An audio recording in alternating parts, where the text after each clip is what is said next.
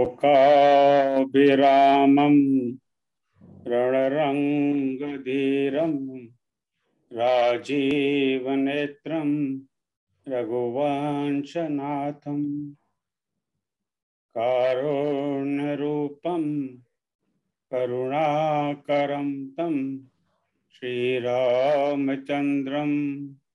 शरणं प्रपद्ये। मनोजवं मारुततुल्यवेगं यतेन्द्रियं बुद्धिमतां वरिष्ठं वातात्मजं वानरयोऽत्मुख्यं श्रीरामदूतं शरणं प्रपद्ये। श्रीरामदूतं शरणं प्रपद्ये। श्यावर रामचंद्र भगवान की जय। उमापति महादेव की जय। पवन सुत हनुमान की जय। श्री कृष्ण कन्हैया लाल की जय। श्री राम। भाई और बहनों, जय श्री राम। आज अष्टमी है, जैसे अलका जी ने भी बताया, तो अष्टमी की बधाई। यहाँ पर हमारे घर के थोड़ी सी दूरी एक मंदिर है, उसका नाम ही है अष्टलक्ष्मी टेम्पल। तो वहाँ 8 लक्ष्मियों का विग्रह विराजमान है। और कल तो रामलला प्रकट होंगे। इस रामलला के प्राकट्य दिवस के पूर्व संध्या पर बड़ा उचित अवसर है। मार्च में जब तुलसीदास लगते हैं, भगवान राम जब प्रकट हुए, न अति शीत न घामा, न तो ठंड है न धूप है, बहुत गर्मी है न सर्दी है। अभी ह्यूस्टन में एग्जैक्टली यही मौसम चल रहा है। इतना बढ़िया मौसम है, न ठंड न गर्मी है। तो कभी कभी मुझे भ्रम हो जाता है, कहीं अयोध्या का यही तो नहीं थी, या फिर या इन्वायरमेंटल चेंज के बाद में अब ये कुछ चेंज हो गया हो। क्योंकि यहाँ आप अभी जब देखिए सुबह सुबह हल्की सी ठंड थी, तो थोड़ा हीटर चलाना पड़ा। उसके बाद में अभी इतना बढ़िया हो गया मौसम, आप बाहर जाइए वॉक करने के लिए बड़ा आनंद आता है। तो वो इतना बढ़िया मौसम है, भगवान राम प्रकट हुए, उसकी पूरी संध्या पर हम आज पीयूष राम हाई पीयूष के लोकार्पण के लिए। तो थोड़ा सा मैं इस यात्रा के बारे में बता दूं कि यात्रा कैसे हुई। बहुत सालों पहले जब मैं आप लोगों की तरह युवा हुआ करता था, मेरी पहली भारत में नौकरी मिली थी Indian institute of management Ahmedabad में। 32 साल की मेरी उसमें उम्र थी। मेरा परिचय एक प्रोफेसर से हुआ, उनका नाम है डॉक्टर श्री भगवती शरण अग्रवाल, और BS अग्रवाल के नाम से जाने जाते थे। वो हिंदी के प्रोफेसर थे। उनसे परिचय हो गया, संयोग से हुआ कि कैंपस की सड़क पार करते ही यूनिवर्सिटी की कॉलोनी थी, वहां वो रहते थे। तो मेरा आना जाना अक्सर रहता था। जब भी चाय वाय पीने का मन किया तो उनके घर पहुंच गया। मुझसे 15 साल कम से कम बड़े होंगे वो, 30 साल भी हो सकते हैं। देवी तब वो नहीं रहे हमारे बीच। हिंदी के प्रोफेसर थे, बड़े विद्वान थे। तो उस दौरान में, वो 7-8 साल के दौरान में, उन्होंने कुछ हाइकू की बात की। मैं तो बिल्कुल अनाड़ी था, बिल्कुल अभी भी हूँ। मैंने कहा ये क्या हाइकू है, कविता का कुछ नहीं पता था। तो मैंने एक कान से सुनी, दूसरे कान से निकाल दी। वो याद अभी भी है। वो बात गई आई हो गई। फिर मैं US मूव हो गया। इंडिया में लगातार आना जाना लगा रहा, और जब भी जाता था मैं उनसे मिलने का हमेशा प्रयास अवश्य करता था। बड़ा सच्चे व्यक्ति थे। तो एक बार उन्होंने एक छोटी सी पुस्तक दी हाइकू पर। वो एक रिसर्च पुस्तक थी कि हाइकू पे कितना काम हो गया है, क्या है। बड़ी पतली सी किताब थी, और वो अभी भी है मेरे पास किताब। तो मैंने लिया, और क्योंकि उनका बड़ा बड़ा सम्मान था और पतली सी किताब थी, तो मैं US ले भी आया। नहीं, नॉर्मली हम वहीं छोड़ छाड़ आते हैं, कितना भजन कौन लाते। और वहीं के कोने में पड़ी रही, बात गई आई हो गई।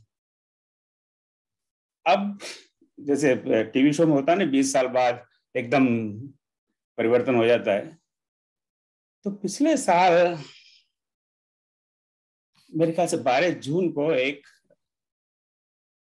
आयोजन हुआ जिसमें हाइकू पर चर्चा हुई।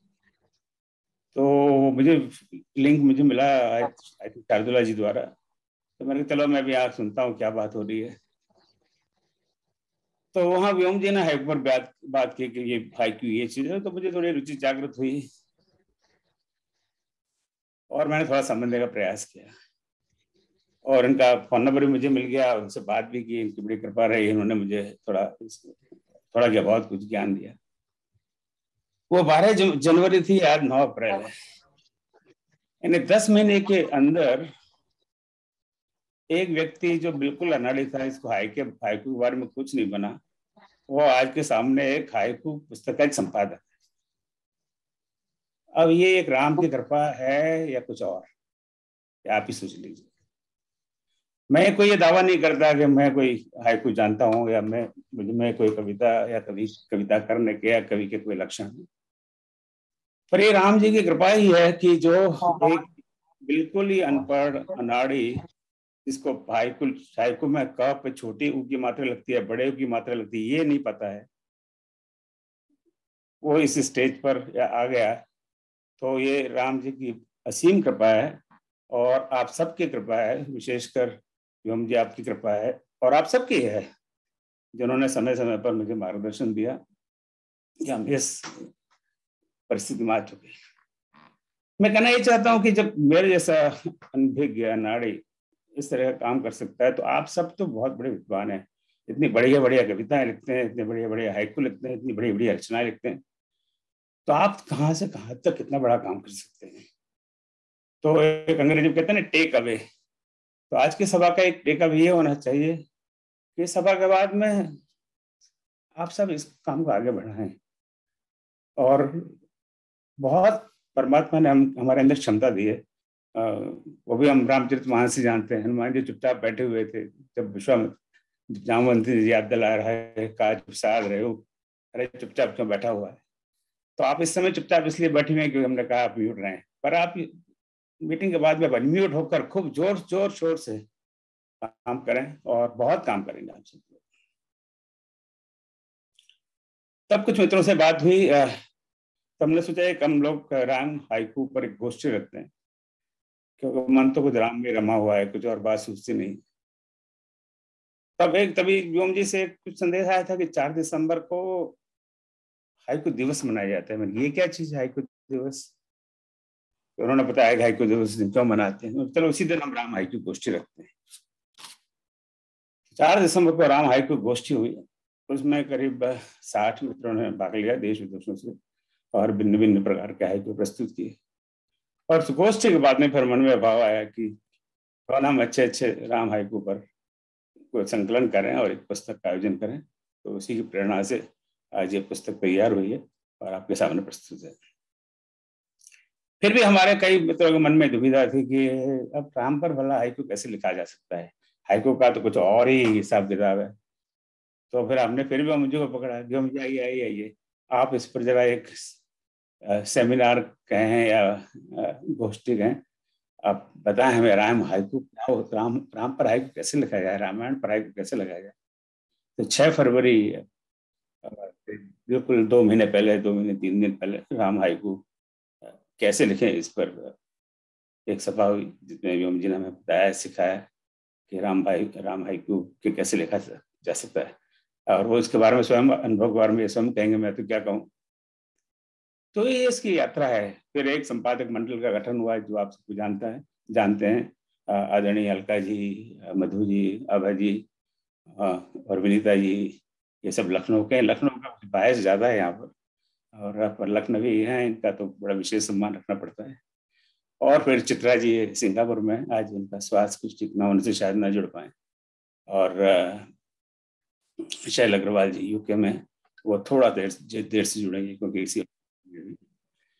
तो इन 6 संपादक और संपादिकाओं, जो भी सही शब्दों में, हिंदी अगर ठीक से ना बोल पाऊँ तो मुझे क्षमा करें,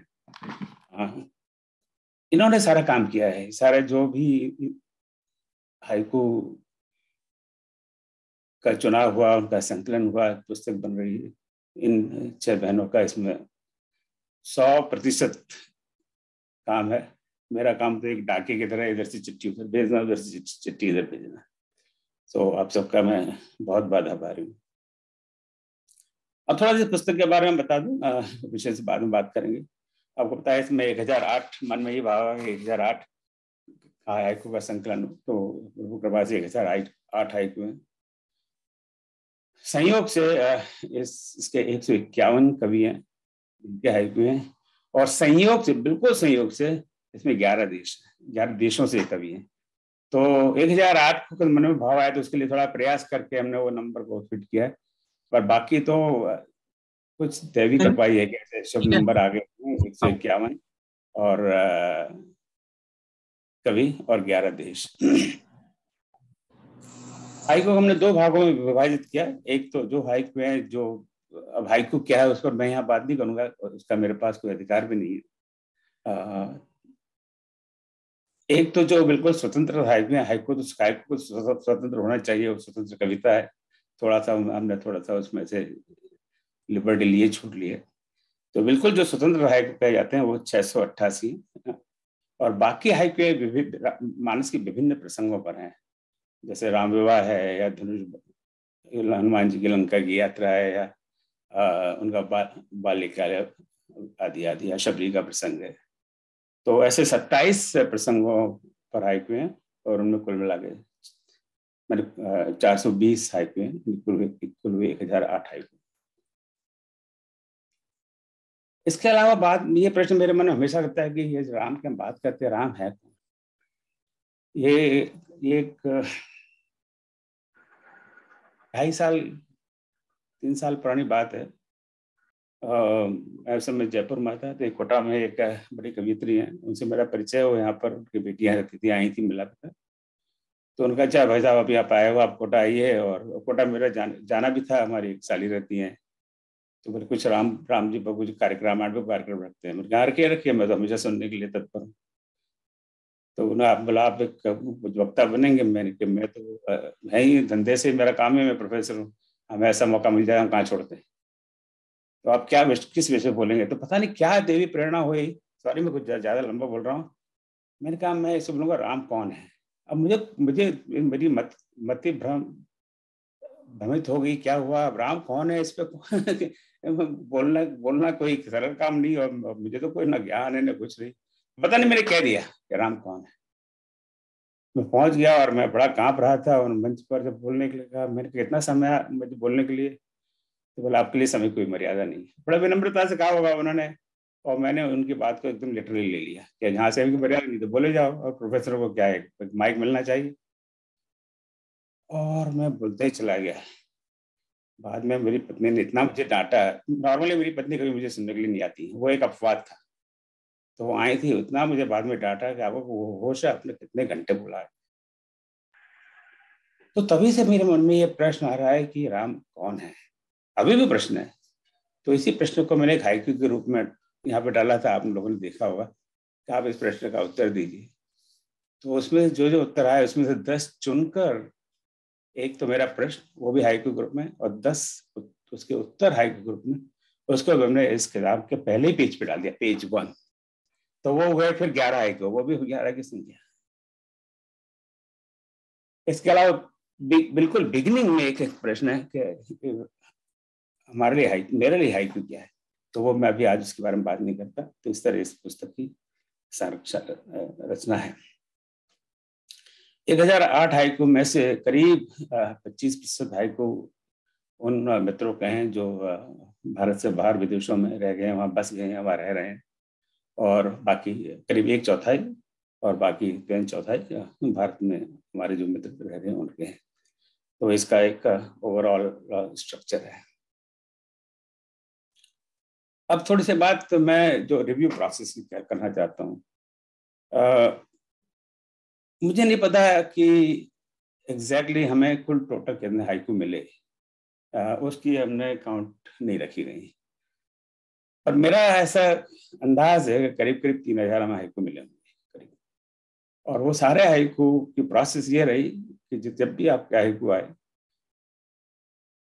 मैंने उनको 2 संपादकों को भेजा, एनोनिमस, जिसको यहाँ भाषा अंग्रेजी में हम यहाँ यूज करते हैं रिसर्च में, ब्लाइंड रिव्यू। ब्लाइंड रिव्यू का मतलब है कि उन संपादकों का उस समय आपका नाम नहीं पता था कि किसका हाइकू है, इसलिए हमने वर्ड में आपसे मंगाया ताकि वर्ड में से आपका नाम वाम निकाल दिया और उसको उनको भेज दिया। उन दोनों के रिव्यू आने पर फिर बाद में निर्णय मैंने लिया कि किस हाइकू को पुस्तक में लिया जाए, किसको नहीं। तो इनका काम बड़ा महत्वपूर्ण था, बड़ी मेहनत का काम था और इन्होंने बड़े अच्छी तरह से रिव्यू किया, मुझे भेजा, पर निर्णय मेरा रहा। तो अगर आपका हाइकू हम ना ले सके तो इसके लिए मैं स्वयं उत्तरदायित्व लेता हूं और आपसे क्षमा मांगता हूं कि आपका हाइकू हम ना ले सके। इसके अलावा संपादक मंडल के सदस्यों ने सारे हाइकुओं को सिर्फ चुनाव के बाद में हर हाइकू को उसकी वर्तनी, उसके व्याकरण से देखा कि कहीं कोई गलती नहीं है। सबसे हो जाती है गलती, कहीं बहुत सारी गलतियां थी इस तरह की, उन सबको सुधारा है। आज के इस विमोचन के बाद में ये पुस्तक सबको इलेक्ट्रॉनिक कॉपी बिल्कुल मुफ्त है, आप आराम से देखिए, पढ़िए, वितरित करिए, इसका प्रचार प्रसार करिए। बहुत लोगों ने इसको छापने के लिए कहा है, तो उसको बिल्कुल प्रकाशित करेंगे। तो अब करीब समय भी रहेगा, तो करीब 1 आध सप्ताह के अंदर आप अच्छी तरह से देख लें, कहीं कोई गलती त्रुटि रह गई हो तब भी बता दें, ताकि छपने से पहले उसको सुधारा जा सके। तो अंत में मैं बस एक तुलसीदास जी की आदिसी चौपाई कहता हूँ, राम नाम बिन गिरा न सोआ। तो वाणी का सबसे बड़ा उपयोग तो भगवान का नाम ही है। तो अगर हम अपनी वाणी का प्रयोग, खासकर नवरात्रि के दिन में तो वैसे सब लोग राममय हो जाते हैं, तो उसी स्पिरिट में हमने हाइकू का प्रयोग किया है कि हाइकू एक विधा है, छंद है या नहीं है, इसमें भी विवाद है। आज मैं तो उस विवाद में नहीं पढ़ने जाता, मुझ में कोई इस तरह का अधिकार भी नहीं विवाद में पढ़ने का। पर जो भी है, मैं समझता हूँ हाइकू एक तरह की एक व्हीकल है, उस व्हीकल में बैठकर हम राम की यात्रा, राम की शोभा यात्रा निकाल रहे हैं। राम अश्व भी बैठते हैं, रथ पे भी बैठ सकते हैं, दोहे पे भी बैठ सकते हैं, चौपाई भी बैठ सकते हैं, तो हाइकू भी क्यों नहीं। तो हाइकू का हमने ये प्रयास किया, शायद ठीक है नहीं है, आप लोग इसकी जगह कि हमने उसको एक व्हीकल की तरह प्रयोग किया है, उस पर बैठ के हमने राम की शोभा यात्रा निकाली है इस पुस्तक के माध्यम के द्वारा। तो पुनः मैं आप सबका बहुत बहुत आभारी हूँ, आप सब आज पधारे और इस विमोचन में, और इस करके श्री कमलेश भट्ट जी ने जो इसका जो फर्स्ट ड्राफ्ट है, सेकंड ड्राफ्ट बना था, उसमें कई बड़े उत्तम सुझाव दिए। उससे हमने पुस्तक की रूपरेखा में कई परिवर्तन किए, तो इसके लिए बहुत आपका आभार कमलेश जी। और भी मुझे तो सदा मार्गदर्शन देते रहे, तो इसलिए इनका बहुत बहुत आभार। बस इन शब्दों के साथ मैं आपको फिर पुनः प्रणाम करता हूँ, आपका स्वागत करता हूँ, आपको धन्यवाद देता हूँ, आप पधारे। जय श्री राम, सादर प्रणाम। धन्यवाद ओम जी, आपने इस पुस्तक की रचना यात्रा के बारे में, अपने अनुभवों के बारे में बताया, जिससे हमारे सुधी श्रोतागण समझ पाए होंगे इस पुस्तक को लिखने का क्या उद्देश्य है, भाव क्या है। जहां तक मेरा मानना है, प्रभु राम वह शक्ति हैं जिनके बारे में कुछ भी कहना लिखना शब्दों की सीमा से परे है, और दूसरी ओर वो ऐसी शक्ति हैं कि केवल 2 अक्षर राम बोलने से ही सब कुछ व्यक्त हो जाता है। ऐसे राम के बारे में लिखने के लिए जो हाइकू का संकल्प लिया ओम गुप्ता जी ने, वो निश्चय ही अद्भुत था, और ये उनके अथक प्रयास और दृढ़ संकल्प शक्ति का परिणाम था कि आज 1008 हाइकू का संग्रह तैयार हो सका यहाँ पर। और अब हमारा ये मानना है कि अतिथि देवो भव। हमारे आज के मुख्य अतिथि हैं डॉक्टर जगदीश व्योम जी, जिनका नाम ही स्वयं में उनका परिचय है। फिर भी हम आतुर हैं उनकी उपलब्धियों के बारे में जानने के लिए, उनको जानने के लिए, और ये दायित्व मैं सौंपती हूँ इस हमारी जो कृति है उसकी संपादक मंडल की एक संपादक, लखनऊ की कवित्री सुश्री मधु गोयल जी को। मधु गोयल जी स्वयं भी हाइकू विधा को समर्पित हैं।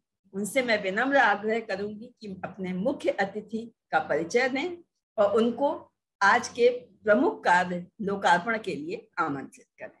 मधु जी, मधु जी आप अनम्यूट कर लीजिए। मधु जी आप म्यूट हैं।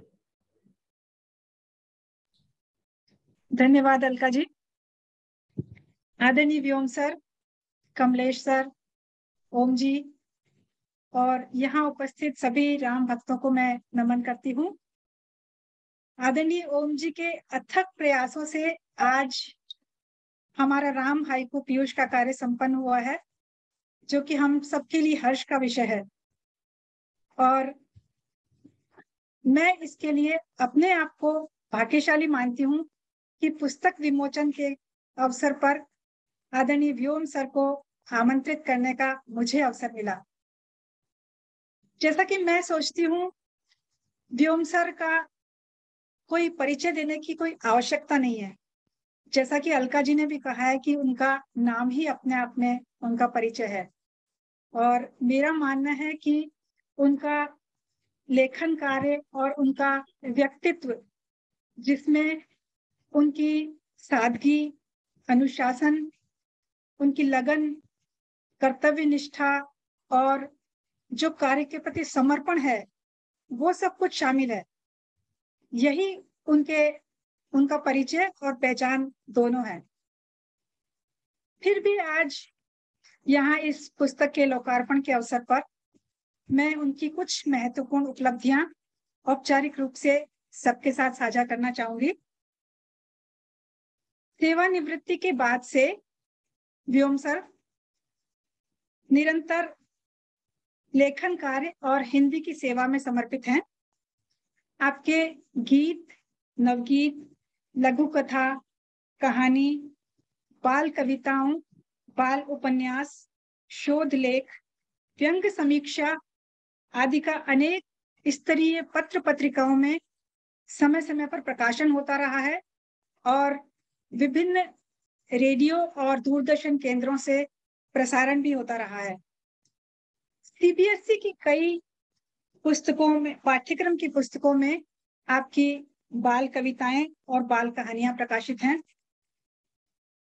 संपादन के क्षेत्र में व्योम जी ने बहुत काम किया है। हाइकू दर्पण और बाल प्रतिबिंब जैसी लोकप्रिय पत्रिकाएं, हिंदी विकिपीडिया पर संपादन, और इन सब से अहम है विश्व स्तरीय हिंदी हाइकू कोश का संपादन, जो कि अभी हाल ही में प्रकाशित हुआ है। मुझे लगता है कि यह हाइकू कोश आने वाली कई पीढ़ियों के लिए हाइकू के क्षेत्र में मार्गदर्शन का कार्य करता रहेगा। यह एक बहुत अहम कार्य था, हाइकू कोश का संपादन। जैसा कि कहा जाता है कि ज्ञान बांटने से बढ़ता है, और व्योम सर ने इस सिद्धांत को पूरी तरह आत्मसात किया हुआ है। कविता की पाठशाला, हाइकू दर्पण और ऐसे ही न जाने कितने व्हाट्सएप और फेसबुक समूहों के माध्यम से पूरे विश्व के अनगिनत कविता प्रेमियों को कविता की कई विधाएं वे निस्वार्थ सिखा रहे हैं। उनमें से एक मैं भी हूं।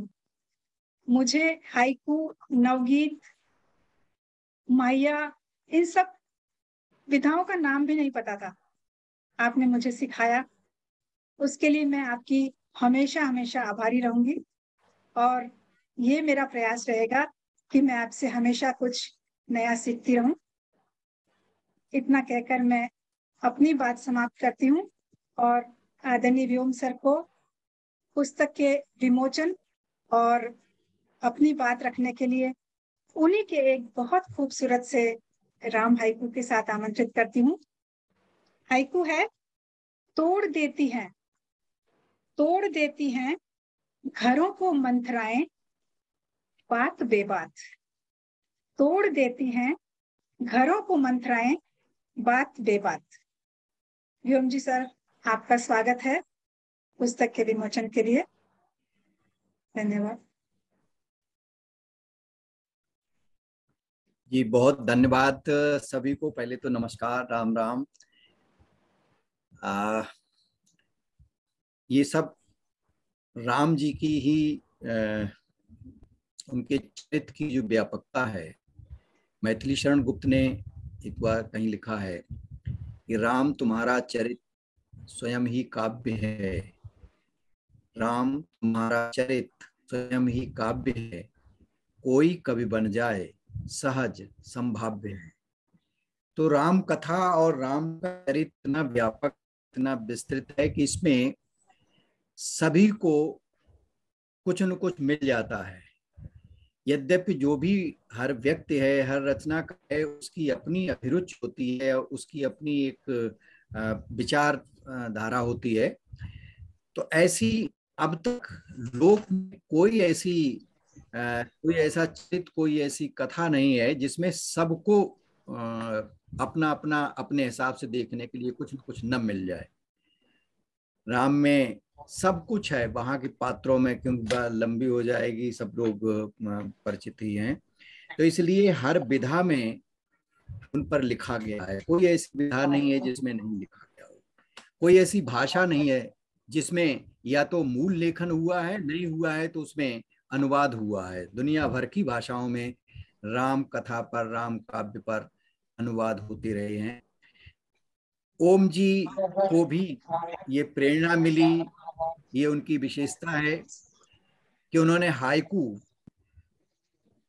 पर केंद्रित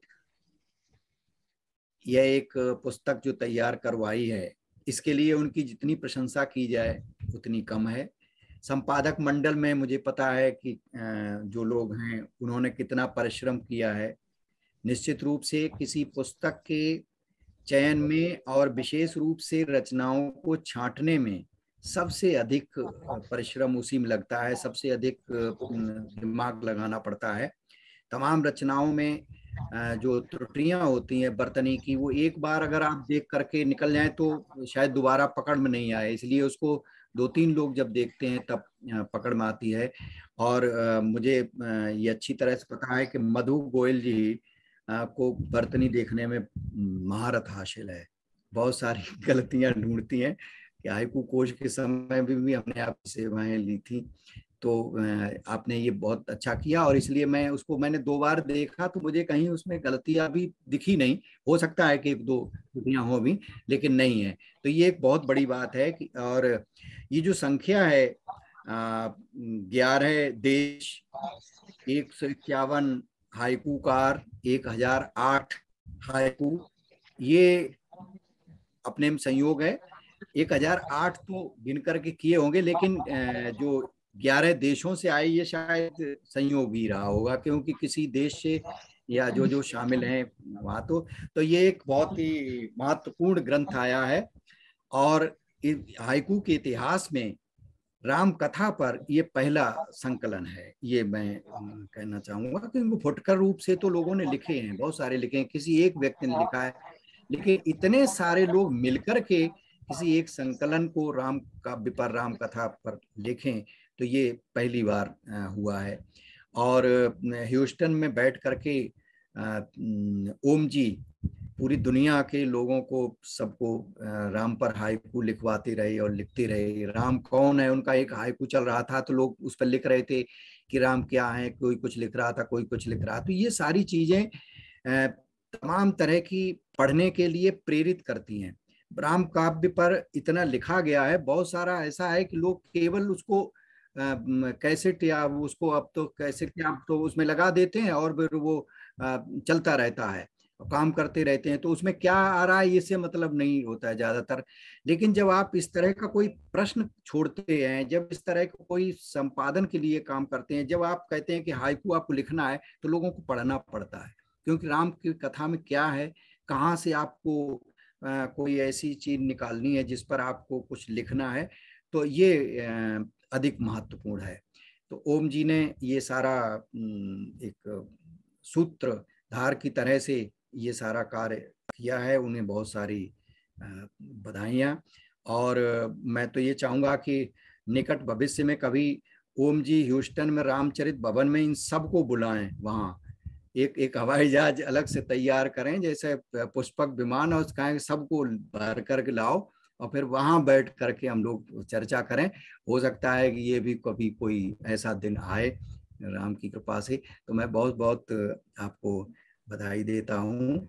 और इस पुस्तक के विमोचन के अवसर पर, लोकार्पण के अवसर पर सभी को बहुत सारी शुभकामनाएं और बधाई। कमलेश जी आज हमारे साथ हैं। कमलेश जी हाइकू में बहुत महत्वपूर्ण कार्य कर रहे हैं और बहुत पहले से कार्य कर रहे हैं। तो कमलेश जी का रहना और हमारी हर योजना के साथ हम लोग मिलकर के काम करते हैं, तो आज उनका भी एक बड़ा सा स्वागत है कमलेश जी का। और आगे का कार्य मधु जी बताइए क्या करना है जी। आदरणीय जगदीश व्योम जी, आपने इस कृति के बारे में जो कहा उसने हमारा प्रोत्साहन बढ़ाया, उत्साह बढ़ाया, और इस कृति का लोकार्पण अपेक्षित है।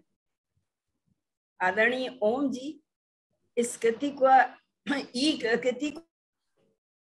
जा सके तो निश्चय ही इसको ये लोकार्पण संभव हो पाएगा। हाँ, इसको प्रस्तुत हमारे प्रबंधक संपादक है जो बिल्कुल पर्दे के पीछे करते हैं काम, और सौभाग्य से मेरे अनुज हैं, वो करेंगे। जी जी जी, उनसे मेरा अनुरोध है कि एक बार इस पुस्तक को लोकार्पित करें।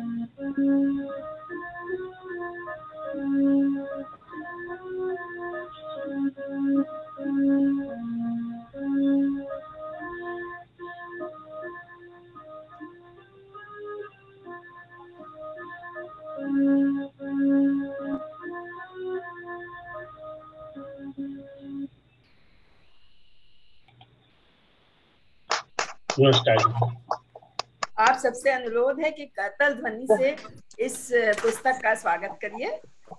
बहुत बहुत बधाई, बहुत बधाई सभी रचनाकारों को, संपादक को और हाइकूकारों को और आदरणीय ओम जी को, सभी को बहुत बहुत हार्दिक बधाई।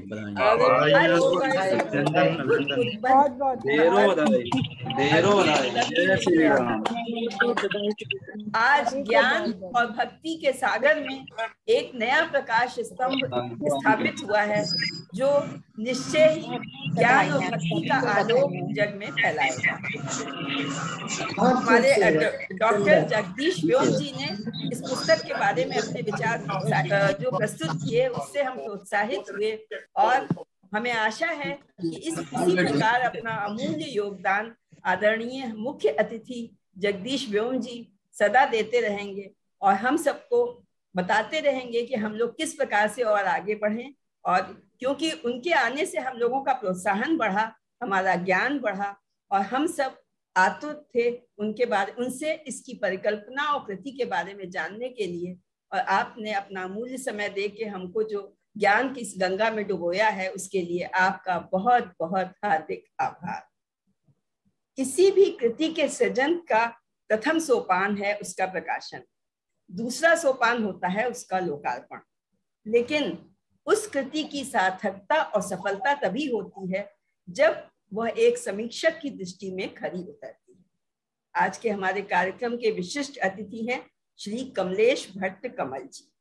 राम हाइकू पीयूष की समीक्षा के लिए हम उनसे आग्रह करेंगे, और परंतु उनसे आग्रह करने से पहले उनका हम परिचय जानना चाहेंगे, हमारे जितने भी श्रोतागण यहाँ पर उपस्थित हैं। और उसके लिए हम अपने संपादक मंडल की एक संपादक सुश्री आभा खरे जी, जो स्वयं लखनऊ से हैं, एक जानी मानी कवयित्री हैं, उनसे अनुरोध करेंगे कि वो हमारे विशिष्ट अतिथि आदरणीय कमलेश जी का परिचय दें और उनको समीक्षा के लिए आमंत्रित करें। आभा खरे जी।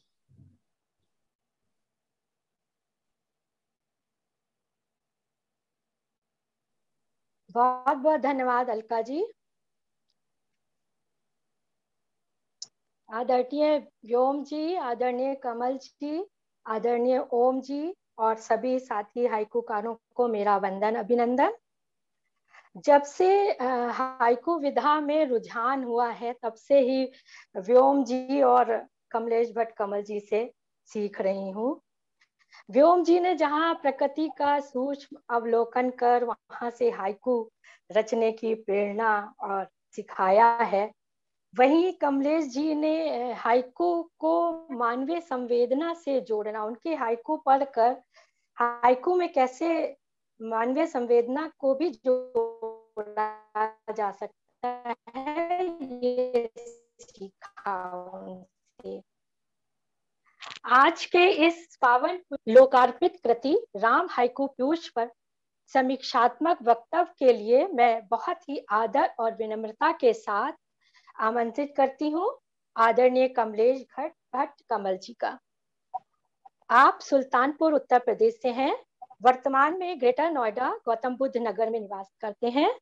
आप उत्तर प्रदेश वाणिज्य कर विभाग से एडिशनल कमिश्नर के पद से जुलाई 2018 में सेवानिवृत्त हुए हैं।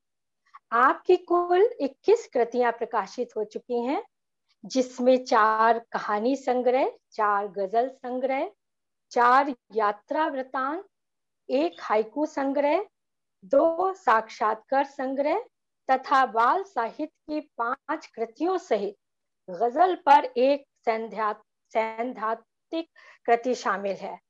2 गजल संग्रह प्रकाशन की दिशा में भी है। आपने हाइकू विधा पर विशेष कार्य किया है। वर्ष 1989 से लेकर 2019 तक प्रत्येक 10 वर्ष पर 4 प्रतिनिधि हाइकू संकलनों का संपादन भी किया है। शीतल वाणी पत्रिका के द्वारा एक विशेषांक जून 2019 प्रकाशित किया गया है, जो आपके व्यक्तित्व और कृतित्व पर केंद्रित है। संगमन मंच के संस्थापक सदस्य भी हैं आप। उत्तर प्रदेश हिंदी संस्थान, परंपरा परिवेश किताब घर प्रकाशन, उत्तर प्रदेश राज्य कर्मचारी संस्थान, प्रेस्टीज संस्थान, साहित्यिक संघ समेत कई संस्थानों से पुरस्कृत और सम्मानित किया गया है।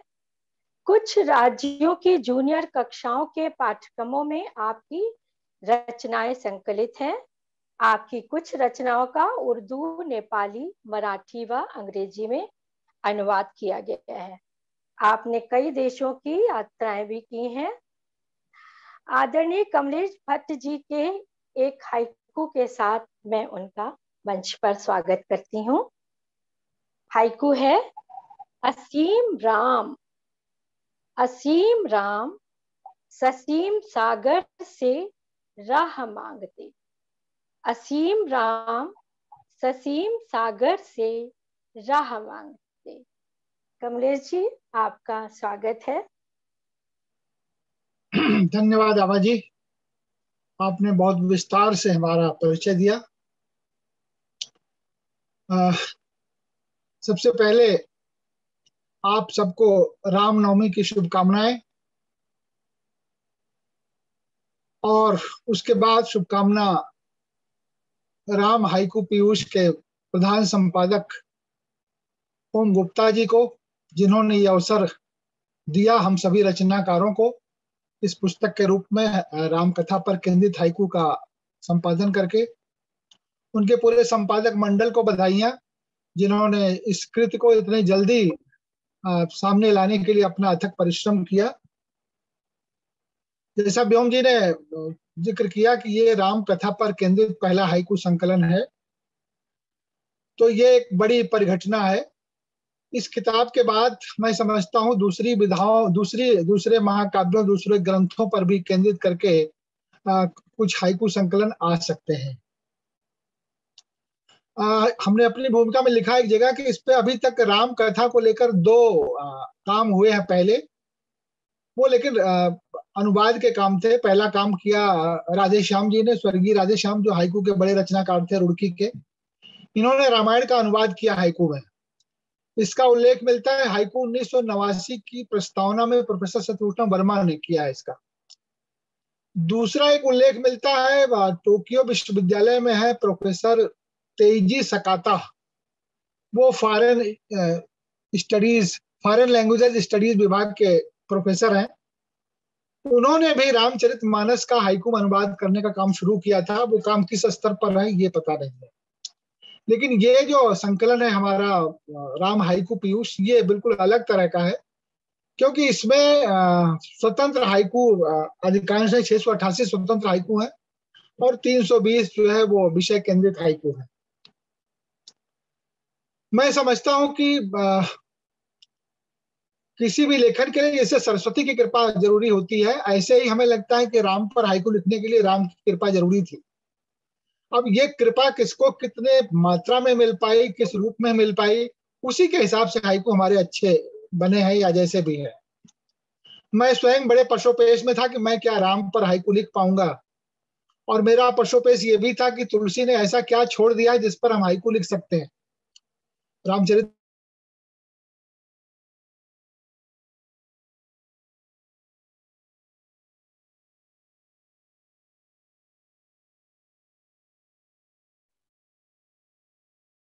संभवतः इंटरनेट की कुछ समस्या आ गई है, लेकिन हम लोग प्रतीक्षा करते हैं कि आदरणीय कमलेश जी का जो इंटरनेट का कनेक्शन है पुनः जुड़ जाए।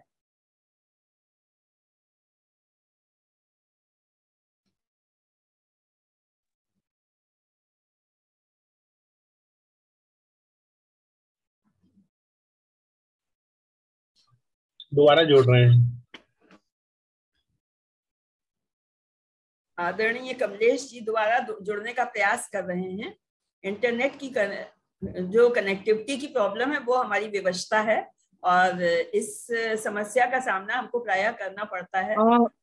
जी नमस्कार, लाइट चली गई थी तो कनेक्शन कट हो गया, तो इसलिए हम स्वागत है आपका कमलेश जी, स्वागत है। मोबाइल से जारी रखते हैं। स्वागत है सर। तो राम की कृपा जरूरी है हाइकू लिखने के लिए। तो मैं खुद परेशान था कि मैं आखिर जब बार बार आग्रह आ रहा था उनका कि मैं क्या लिखूं, कैसे लिखूं, लेकिन एक दिन बात बन गई और मैं 10-12 हाइकू लिख ले गया, और उसमें से मेरे ख्याल से 10 हाइकू इस किताब में भी शामिल हो सके। तो राम की कृपा तो हमें अपनी जिंदगी के लिए बहुत महत्वपूर्ण है। राम को हम सारे लोग जानते हैं, लेकिन उनकी कृपा सबको मिले जरूरी नहीं है। आप देखें कि पूरी राम कथा जो है उसमें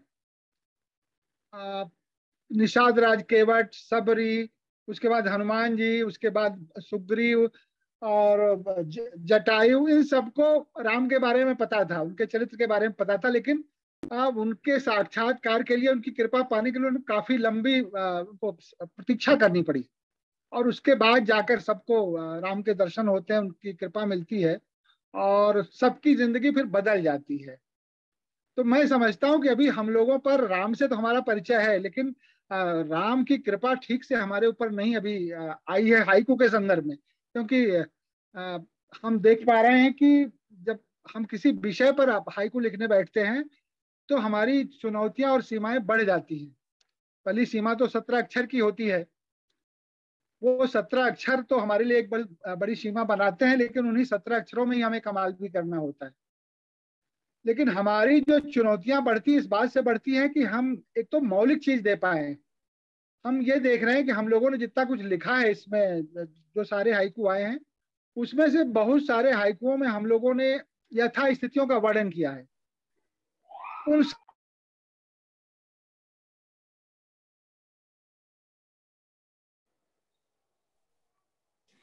इंटरनेट बार बार बीच में बाधा डाल रहा है। हम लोग इतनी अच्छी समीक्षा के बीच में व्यवधान आ रहा है, लेकिन हमको उसको और इसने 5 बर्दाश्त से कर 10 हाइकू लिख लिए, वो महान कवि है। तो उस तरह के हाइकू लिखने के लिए अभी हमें खास तौर से विषय केंद्रित हम बात कर रहे हैं। थोड़ा और मेहनत की जरूरत है, थोड़ा और हमको जूझना पड़ेगा, थोड़ा और डूबना पड़ेगा राम में। हम ऐसे नहीं राम को समझ पाएंगे। राम में जब हम पूरी तरह डूबेंगे तो वहां से हम जो हाइकू निकाल पाएंगे वो शायद बेहतर हाइकू होंगे, और आज जो हम लिख रहे हैं उससे बेहतर होंगे। मैं ये नहीं कहता कि इस किताब के सारे हाइकू मतलब उस बहुत स्तरीय नहीं है, लेकिन मैं ये भी नहीं कह सकता कि सारे हाइकू जो है बहुत उच्च कोटि के हैं, क्योंकि वही चुनौतियां हैं। चुनौतियां हम लोग पूरी तरह से अभी पार करने में समय लगेगा हमें। मैं अगर कुछ हाइकुओं का उदाहरण दूं जो इसमें अच्छे हमें दिखे एक नजर में, तो शायद उससे मैं बात अपनी थोड़ी सी स्पष्ट कर पाऊंगा। जैसे हम आभा खरे का ही एक हाइकू है, लक्ष्मण रेखा निरुपाय देखती छल की जीत। अब आप देखें कि ये स्टेटमेंट इस तरह से कहीं नहीं कहा गया है, रामायण में भी नहीं कहा गया, और तुलसी ने भी इस तरह नहीं कहा। तो एक नए ढंग से आभा खरे ने इसको उठाया, तो ये बात मतलब हाइकू की बात बन गई इसमें। आरपी शुक्ल जी लखनऊ से ही हैं, उनका एक हाइकू है, रावण जला हर साल लेकिन मरा क्यों नहीं। हालांकि ये राम कथा का सीधा सीधा विषय तो नहीं है, लेकिन चूंकि हमारे राम कथा से की जो व्यापकता है उससे जुड़ा हुआ विषय है कि रावण तो हर साल हम जलाते हैं राम दशहरे के दिन, लेकिन वो मरता क्यों नहीं। तो इसका एक सामाजिक संदर्भ भी खुलता है। व्योम जी का एक हाइकू बहुत अच्छा है इस बारे में, वन में ही क्यों मन में भी होते हैं सोने के मृग। वन में ही क्यों मन में भी होते हैं सोने के मृग। मैं समझता हूं ये हाइकू हर आदमी को बहुत सीधे सीधे उसके मन में जाकर बैठता है, उतरता है, और वो इससे हाइकू की ताकत का भी पता लगता है उसको।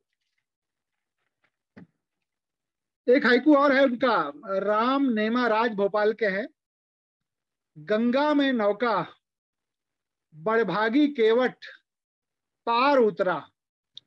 अब आप देखिए कि केवट तो रोज पार उतरता है, लेकिन राम जब उसको मिलते हैं तो वो बैतरणी से पार हो जाता है। तो ये एक नए ढंग से जब बात की जाती है तो हाइकू में वो कविता का समावेश होता है। एक हाइकू है सोनम यादव का, मारीच मन वन वन भटके माया के संग। ये भी राम कथा से निकला हुआ सामाजिक परिवेश का हाइकू है। माया के लिए हमारा मन मारीच की तरफ, मारीच मन हमारा मारीच की तरह है और वन वन भटकता है माया के साथ। एक हाइकू डॉक्टर बीरेंद्र आजम का है सहारनपुर से, पत्थरों से ना राम कृपा से बना समुद्र सेतु। यहां पर मैं एक बात कहना चाहूंगा कि अगर राम नाम की कृपा से पत्थर समुद्र पर तैर सकता है, तो उस राम नाम की जो कृपा हम पर जब होगी तो हमारे हाइकू भी पता नहीं कितनी दूरी तय कर लेंगे, किस किस समुद्र को पार कर जाएंगे, किन स्मृतियों में जाकर अपना स्थान बना लेंगे। ये बहुत महत्वपूर्ण होता है। एक हाइकू है संतोष भाऊ वाला, बेंगलुरु के हैं, सोने की लंका स्त्री के लिए बंधन हर युग में। स्त्री विमर्श का एक ऐसा हाइकू है जो राम कथा से हमारा निकलता है। तो इस तरह से इस तरह के हाइकू इस किताब में शामिल हैं, और इसके अलावा भी ऐसे बहुत सारे हाइकू होंगे जो हमारा ध्यान आकर्षित करते हैं। एक महत्वपूर्ण बात इस किताब के माध्यम से सामने आती है, वो ये कि टुकड़ों टुकड़ों में ही सही, क्योंकि हाइकू कविता तो बहुत छोटी कलेवर की विधा है, लोगों ने छोटे छोटे उसमें बात की है खंडों में, पूरा रामचरित मानस या पूरा रामचरित साक्षात हो उठता है। जितना आप पढ़ेंगे सब मिला के लेगा, आप रामचरित के साथ, रामचरित मानस के साथ जुड़ गए एकदम से। तो ये एक इसकी बड़ी उपलब्धि है। और मैं कहता हूं, मैं समझता हूं कि ये एक अभी शुरुआत है। राम को लेकर ओम जी ने एक बहुत बड़ी शुरुआत की है। ये शुरुआत आगे कितने आयाम प्राप्त कर सकेगी और कितने अच्छे हाइकू इसके माध्यम से आ सकते हैं, ये आने वाला समय तय करेगा। और निश्चित रूप से इसमें बहुत सारी संभावनाएं हैं। एक बात और बड़ी महत्वपूर्ण है कि विषय केंद्रित हाइकू में ज्यादातर अनुवाद जैसा हो जाता है। जैसे अब हमने बताया ना कि दोनों किताबें जो है उसमें अनुवाद, हाइकू अनुवाद की विधा नहीं है। जैसे ही आप अनुवाद में प्रवेश करते हैं, हाइकू की 17 अक्षर की जो कलेवर की सीमा है वो समाप्त हो जाती है, टूट जाती है, उसका भंग हो जाता है। तो छंद की तरह हाइकू का इस्तेमाल सामान्यतः संभव नहीं है। अब ये हमारे लिए चुनौती है कि हम भारत के लोग हैं, हम छंदों से जुड़े हुए हैं, हमारे पास बहुत सारे और छंद हैं। इसके बावजूद भी अगर हम हाइकू को छंद के माध्यम से कहना चाहते हैं तो ये हमको देखना पड़ेगा कि हम किस तरह से हाइकू लिखें। जैसे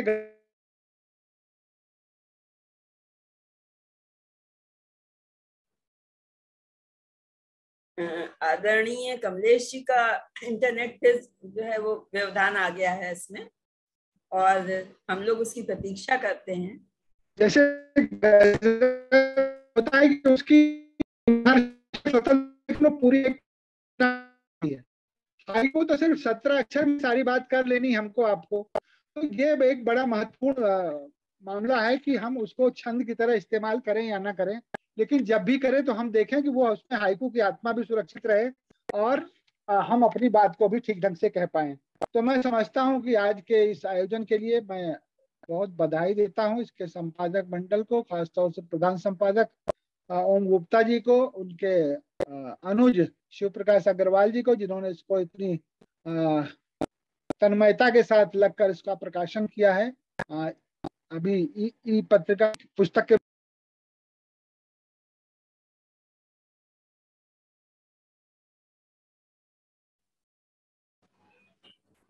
आदरणीय कमलेश जी का इंटरनेट जो है वो फिर उसमें व्यवधान आ गया है, लेकिन मुझे ऐसा प्रतीत होता है कि उन्होंने अपनी बात पूरी कर ली थी और हम उनके बहुत बहुत आभारी हैं। उन्होंने बहुत सही बात कही कि अभी हम लोगों को बहुत कुछ सीखना है और बहुत आगे जाना है। बहुत कठिन रहा है हाइकू में। लेकिन एक मिनट, हम सिर्फ ये कहना चाह रहे हैं कि हम जिस शुरुआत के पे, जिस पायदान पे खड़े हैं, ये बहुत मजबूत पायदान है। हमने एक ऐसी दुनिया में झांक लिया है जहां पर हमारी हाइकू की बहुत सारी ओम जी गुप्ता ने हमें एक ऐसा रास्ता दिखाया है जहां पर हाइकू का विस्तार अभी तक सोचा नहीं गया था। तो ये बात उनके दिमाग में आई क्योंकि उन पर राम कृपा पहले से ही चल रही है और उनके माध्यम से ही कृपा हम तक भी पहुंचेगी धीरे धीरे। तो मैं समझता हूँ ये बहुत बड़ी शुरुआत है और हम इस शुरुआत का बहुत हृदय से स्वागत करते हैं, उन्हें बधाइयां देते हैं। और इस शुरुआत में व्योम जी का जो मार्गनिर्देशन उनको मिलता रहा, लगातार उनका संवाद होता रहा और वो बड़ा महत्वपूर्ण है।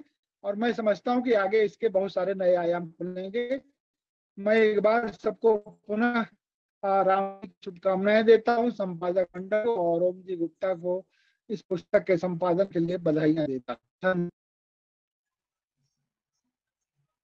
धन्यवाद आदरणीय कमलेश जी, आपने बहुत महत्वपूर्ण बात कही और आप सभी श्रोतागणों से मेरा अनुरोध है कि करतल ध्वनि से आप कमलेश जी के वक्तव्य का स्वागत करिए। उन्होंने बहुत बड़ी बात कही। हम लोग बहुत मजबूत पायदान पे खड़े हैं और ये कह के उन्होंने हम लोगों का उत्साह जो है बहुत बढ़ाया है, हम लोग को प्रोत्साहित किया है और आशा है इससे प्रोत्साहित होकर हम लोग और अच्छे हाइकू लिखेंगे, सीखेंगे। और ये बात सच है कि हाइकू जैसी विधा में यदि कोई विशेष विषय दे दिया जाए तो वो बहुत कठिन होता है, लेकिन ये राम की कृपा थी, प्रभु की कृपा थी, जिसकी वजह से हम लोग लिख पाए और ये संग्रह आज तैयार हो पाया। और आज कमलेश जी ने जिस तरह से इसकी समीक्षा की है तो हमारा कर्तव्य बनता है कि हम उनके प्रति आभार व्यक्त करें। ये हमारी परंपरा है, हमारी संस्कृति है और इसके लिए हम अपनी वरिष्ठ साहित्यकार और संपादक मंडल की एक सदस्य आदरणीय शैल अग्रवाल जी से अनुरोध करेंगे कि वो आज के विशिष्ट अतिथि कमलेश भट्ट कमल जी के प्रति आभार व्यक्त करें। आदरणीय शैल अग्रवाल जी,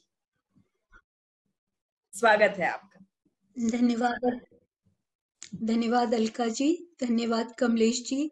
मैंने अभी 2 मिनट पहले ही ज्वाइन किया है, तो कमलेश जी का पूरा वक्तव्य नहीं सुन पाई थी, पर अंत में जो 8-10 लाइनें सुनी, उसमें एक सुखद आश्चर्य ये हुआ कि उन्होंने वो उन्हीं हाइकू का उल्लेख कर रहे थे जो मैंने पढ़ने के लिए खुद चयन किए थे। तो उनमें से 2-3 तो लगता है कि कहीं हमारी सोच शायद एक दिशा में ही जा रही थी।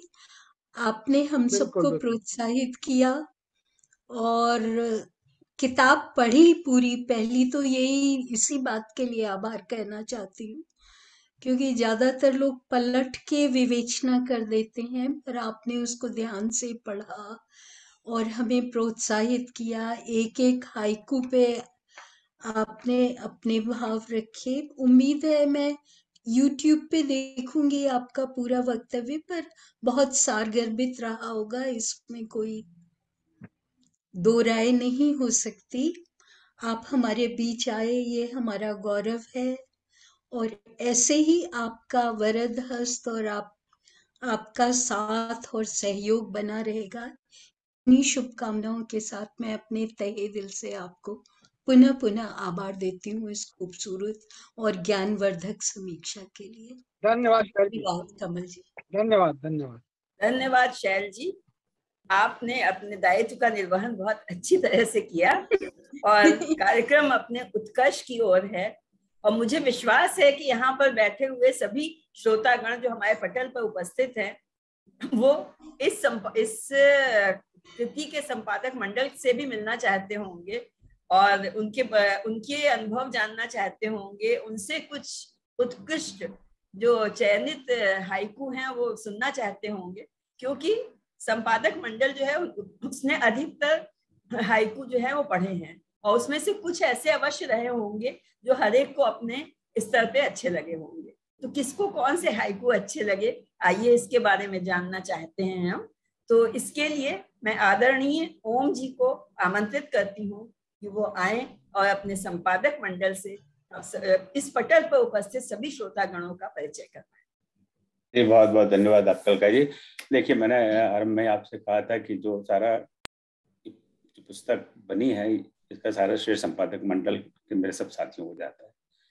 तो उनसे मैंने ये प्रार्थना की थी कि आप अब 1008 में से 5-6 हाइकू चुनाव करना तो बड़ा चुनौती का काम है, और ये भी हमने डॉक्टर जगदीश व्योम जी से आइडिया चोरी कर लिया। इन्होंने भी अपने हाइकू दर्पण में डाला कि 5 हाइकू चुनो। अब 6-7 हजार हाइकू में से आदमी 5 हाइकू कैसे चुने, मेरे तो समझ में नहीं आता। इतने बड़े सागर में आपको एक मोती ढूंढ के लाओ तो बड़ी मुश्किल बात है। तो अब मेरा तो काम ही है कि अपने मित्रों को टॉर्चर करना। तो ये भी एक टॉर्चर डिवाइस थी संपादकों के लिए। इसमें 5-6 हाइकू सुने जो आपको बहुत अच्छे लगे उनको पढ़ें। तो मैं बस अल्फाबेटिकल ऑर्डर में ही चलता हूँ, उनका परिचय भी हो जाएगा और आपको अच्छे हाइकू सुनने को मिलेंगे। तो सबसे पहले अलका जी को आमंत्रित करता हूँ कि इनका कैसा अनुभव रहा है, कैसी यात्रा रही, और आपके क्या मनपसंद जो विचार 5-6 हाइकू आपने लगे हों उनको आप सुनाएं। जय श्री राम। धन्यवाद आदरणीय ओम जी। जहां तक अनुभव की बात है कि इसके पहले भी आदरणीय ओम जी के नेतृत्व में 2 और पुस्तकों के संपादन में भी मैंने अपनी भागीदारी की है, एक राम काव्य पीयूष और कृष्ण काव्य पीयूष। और इसके बाद आज ये राम हाइकू पीयूष जो है इसका भी संपादन में हमको जो है भागीदारी करने का सौभाग्य प्राप्त हुआ। सबसे पहले तो मैं इस बात की प्रशंसा करूंगी कि इतना सिस्टमैटिक और इतना जिसको कहते हैं कि बिल्कुल निष्पक्ष आपका जो तरीका है, कि इसकी वजह से हम लोगों को भी कोई दुविधा नहीं होती कि ये बहुत बड़ा नाम है तो इनके साथ मैं क्या करूं, या कहीं कोई परिचित है तो उसके प्रति कोई एक पक्षपात की भावना नहीं होती है, क्योंकि हमें पता ही नहीं होता कि कौन सा हाइकू किसका है। तो हम निष्पक्ष भाव से जो हमारे मन में होता है उसके बारे में, जो कोई भी रचना है, चाहे हाइकू है या इसके पूर्व में कविताएं थी, उनके बारे में हम लोग लिखते हैं। और जहां तक हाइकू का प्रश्न है, तो दूसरी बात मैं ये एक और कहना चाहूंगी कि इस बात के लिए भी मैं ओम जी को धन्यवाद देना चाहूंगी कि उनकी वजह से हमने राम और रामायण पढ़ी थी। हम लोग भारतीय हैं, हिंदू हैं, तो रामचरितमानस सबके घरों में होती है, लेकिन उनके माध्यम से जितना हमने इस गहराई में इसको जाना है, उसके लिए हम उनके बहुत बहुत आभारी हैं। वही उनका ही ये प्रयास था जिसकी वजह से हम लोग राम में दिन पर दिन होते जा रहे हैं।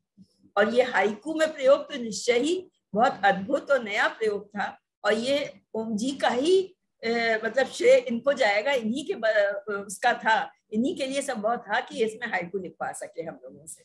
क्योंकि हाइकू, जैसा कि अभी कमलेश जी ने भी कहा कि विषय दे के हाइकू लिखना बहुत मुश्किल काम होता है, लेकिन उसके बाद भी आपने हाइकू लिखवाए और बहुत से हाइकू आए। और जैसा कमलेश जी ने कहा कि ये बात सही है, बहुत से अनुवाद जैसे हाइकू आए जिनमें कि बस ये वर्णन था कि रामायण में क्या हुआ, लेकिन बहुत से नए नए विचार भी आए। और उसमें से जैसा कि अभी पहले शैल जी भी कह रही थी कि जो हाइकू हमने पसंद किए थे उनमें से कई पहले ही प्रस्तुत कर दिए गए, लेकिन फिर भी मैं कुछ अन्य हाइकू आपके सामने प्रस्तुत कर रही हूँ जो मुझे पसंद आए। एक आभा खरे लखनऊ से जो है संपादक मंडल में भी हैं, उनका एक हाइकू है, प्रतीक्षा धूप आस की छांव देती राम मुद्रिका। इसी प्रकार चित्रा गुप्ता सिंगापुर से जो है वो भी संपादक मंडल में ही हैं, पति उन्मादी विडंबना है भारी लज्जित नारी। चंपावत भारत से विष्णु शास्त्री जी का एक हाइकू है, श्रद्धा विश्वास सर्वदा अहर्निश श्री रघुवर। कमलेश जी का ये हाइकू तो अभी किसी ने प्रस्तुत कर दिया है, लेकिन पुनः मैं कहना चाहूंगी, असीम राम ससीम सागर से राह मांगते। अलंकार अच्छा चेन्नई जी जो हैं, उनका एक हाइकू है, राम प्रकृति सत्यम शिवम सुंदरम राम संस्कृति। और जगदीश जी का ये हाइकू तो हमें बहुत ही ज्यादा पसंद है, वन में ही क्यों मन में भी होते हैं सोने के मृग। तो ये वैसे तो बहुत से हाइकू हैं जो पसंद हैं हमें, और उसमें जिन्होंने हमें बहुत प्रभावित किया। और सच बात तो ये है कि बहुत से हाइकू से ने हमको चमत्कृत भी किया और हमने उनसे बहुत कुछ सीखा भी, लेकिन यहाँ समय की सीमा है। हमारे संपादक मंडल के अन्य साथियों को भी अपने अपने हाइकू प्रस्तुत करने हैं, इसलिए मैं अपनी बात को यहीं पर समाप्त कर दूंगी। धन्यवाद। बहुत बहुत धन्यवाद अलका जी। अलका जी लखनऊ में हैं और इनका तो बहुत समय से सहयोग है इस तरह के प्रोजेक्ट्स में। पहले सबसे पहले राम काव्य पीयूष की रचना हुई थी। मैं मुझे मौका मिला तो बता दी है, राम काव्य पीयूष है, पता नहीं पीछे बैकग्राउंड में दिख रहा है कि नहीं। तो इसमें भगवान श्री राम और राम कथा पर कविता है, और उसके बाद में कृष्ण काव्य पीयूष की रचना हुई थी पिछले साल। ये सारी पुस्तकें ई कॉपी सब आप डाउनलोड कर सकते हैं, या आपके पास उसकी लिंक ना हो तो हम कहीं आपको भेज देंगे। तो इसमें इसकी कोई फीस नहीं, कोई चार्ज नहीं है। और कोई अगर खरीदना चाहे, अगर प्रिंट कॉपी है कि नहीं मुझे पता नहीं, तो आप उसके सर्च कर लीजिए, विल सेंड द इन्फॉर्मेशन। अब इसके बाद में लखनऊ में है तो लखनऊ में ही चलते हैं ऑटो रिक्शा लेकर आभा जी के पास। ये हमारी दूसरी संपादिका है अल्फाबेटिकल ऑर्डर में, और इनसे पूछते हैं कि इन्हें कैसा लग रहा है। जय श्री राम आभा जी। धन्यवाद ओम जी। बहुत कुछ तो अलका जी ने भी कह दिया है, हम लोग की बातें एक सी ही हैं, लेकिन ये जरूर कहेंगे कि इस काम को करने में बहुत मजा आया। मजा के साथ साथ बहुत सीखा, बहुत से शब्द ऐसे आए, बहुत से चरित्र ऐसे आए जिनके विषय में नहीं पता था, तो उसको सर्च किया, उसको पढ़ा। ये बात सही है कि जितना रामानस को जानते थे, रामायण को जानते थे, इस दौरान उसे और भी अच्छे से जानने को मिला। और इसमें जो ओम जी को मैनेजमेंट गुरु वो है ही, लेकिन यहाँ पर भी उनका दिखाई पड़ता है। जिस तरीके से हम लोग के पास हाइकू आते थे, मतलब बिल्कुल बहुत आराम से हम लोग को रिव्यू करने के लिए उसमें रहता था। कोई दिक्कत नहीं आती थी, उसको ABCD करके हम लोग रिव्यू करके भेज देते थे वापस। और यहाँ पे जो व्योम सर के साथ एक कार्यशाला हुई थी कि हाइकू कैसे, राम हाइकू कैसे लिखे, तो वाकई में उसके बाद काफी अंतर आया। जो हाइकू बाद में उसके आए काफी मतलब अच्छे उसके बाद हाइकू आए। नहीं तो पहले जनरली राम महिमा पे आ रहे थे।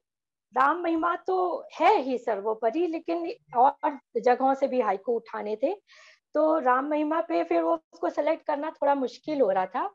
उसके बाद थोड़ा सा क्वालिटी भी इम्प्रूव हुई और अलग अलग आए हाइकू, तो काफी फर्क पड़ा उस चीज का। और जो वर्तनी की आ रही थी थोड़ा बहुत करते जा रहे थे साथ साथ में। अभी बाद में कुछ हाइकू आए हैं जो बिल्कुल इसके हाइकू के फॉर्मेट से बिल्कुल अलग थे, 7-7-7 या 7-5-7 इस तरीके से करके थे। अब यहाँ पे वही चीज थी कि हम लोग के पास नाम नहीं होते थे। अगर नाम होता, पता होता, तो शायद एक बार उनको मैसेज करके कह सकते थे कि हाइकू ये नहीं ये है, उसका कंटेंट अच्छा था, लेकिन वो चूंकि 5-7-5 में नहीं था तो उसको रिजेक्ट करना पड़ गया। लेकिन बस यही था कि हमें पता नहीं था कि वो किसके हाइकू हैं। तो बहुत अच्छा लगा इस काम को करने में। और जो ये कुछ हाइकू हैं वो रिव्यू करते समय ही निकाले थे, बहुत सारे हाइकू निकाले थे, उसी में से लिए हैं हमने ये।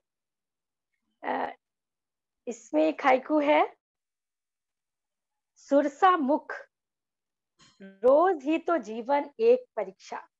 सुरसा मुख रोज ही तो जीवन एक परीक्षा, ये शैल का है। और इसमें कुछ हाइकू ऐसे भी हो सकते हैं जिनके हमें नाम नहीं पता है, कुछ के तो अभी दोबारा पढ़ने में नाम पता चल गए, लेकिन इसमें से नाम भी नहीं पता है बहुत के, 2-3 के नहीं पता है जो हमने सेलेक्ट किए हैं। एक हाइकू है, पार हुए थे राम और केवट अर्थ भिन्न है। हमें हाइकू बहुत अच्छा लगा था। बहुत अच्छा, बहुत अच्छा। ये इसमें हमें नाम नहीं पता है कि ये किनका हाइकू है, लेकिन ये हाइकू बहुत अच्छा लगा था। एक हाइकू है, केवट मांगे जीवन का उद्धार पारिश्रमिक, ये आलोक मिश्र जी का है। एक अलंकार अच्छा जी, बेतुकी मांग कैकई ने उजाड़ी स्वयं की मांग। बेतुकी मांग कैकई ने उजाड़ी स्वयं की मांग। और एक और हाइकू है ये, तम में दीप एकाकीपन साथी त्रिजटा दासी। तम में दीप, थोड़ा मतलब इन्होंने बिंब दिया है, हाइकू लेवल थोड़ा इसका बढ़ गया। तो ये इनका है, ममता मिश्रा जी का है। और एक और हाइकू है, बस लास्ट है ये, भक्ति का बल शबरी ने खिलाए चख के फल। भक्ति का बल शबरी ने खिलाए चख के फल, ये भी हमको नाम नहीं पता है। बहुत अच्छा, बहुत व्योम सर का हाइकू तो सबको ही बहुत ज्यादा पसंद है। तोड़ देती हैं घरों को मंथराएं बात बेबात।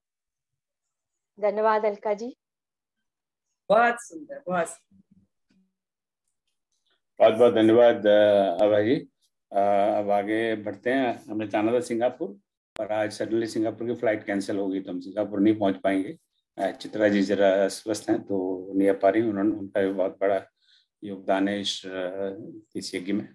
अभी तो यहाँ अभी अब चूंकि लखनऊ में है तो थोड़ा सा दूर और चलते हैं। तो लखनऊ में ही है मधु गोयल जी, उनको मैं आमंत्रित करता हूँ। जय श्री राम मधु जी। जय श्री राम ओम जी। सबसे पहले तो मैं आप ही को बहुत बधाई देती हूँ कि आपके अथक परिश्रम, कुशल प्रबंधन और सच्ची राम भक्ति की वजह से उसका सुपरिणाम आज इस राम हाइकू पीयूष के रूप में हमारे सामने है।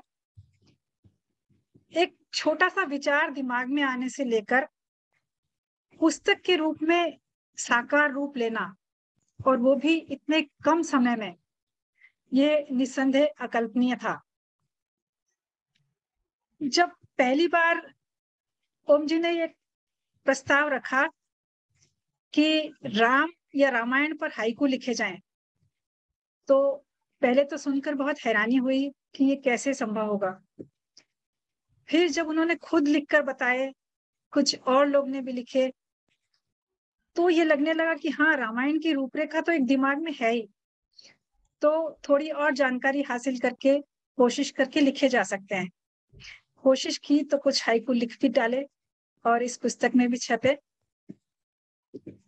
एक संपादक के रूप में अगर मैं अपना अनुभव साझा करना चाहूँ तो मैं ये बताना चाहती हूँ कि इससे मेरी रामायण के बारे में जानकारी बहुत बढ़ी है।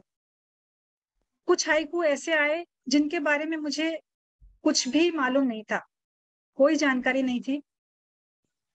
कुछ में वर्तनी में संशय होता था, कुछ में किसी शब्द में संशय होता था कि ये शब्द यहाँ सही है कि नहीं है, या इसकी जगह कोई दूसरा शब्द हम प्रयोग कर सकते हैं तो कौन सा शब्द लगाना उचित रहेगा। ये सब चीजें सोचने के लिए सोचकर जो है मैंने उसमें बहुत कोशिश करके उसके लिए जानकारी जुटाई।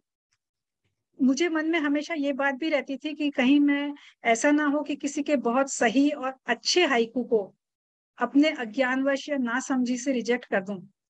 तो उसके लिए जैसे भी और जहां से भी संभव हो पाया मैंने जानकारी जुटाकर और अच्छी तरह तफ्तीश करके ही सही गलत का निर्णय किया। उसी प्रक्रिया के दौरान मेरी रामायण के बारे में बहुत जानकारी बढ़ी और नए नए शब्द भी बहुत सीखने को मिले, जो कि मेरे लिए एक मेरी बहुत बड़ी उपलब्धि रही है। कुल मिलाकर मुझे इस कार्य में बहुत आनंद आया और मुझे नया नया कुछ सीखने को मिला। इस प्रक्रिया के दौरान मैंने बहुत सारे हाइकू जो मुझे पसंद आए, अच्छे लगे, वो मैंने सहेज कर रखे हैं।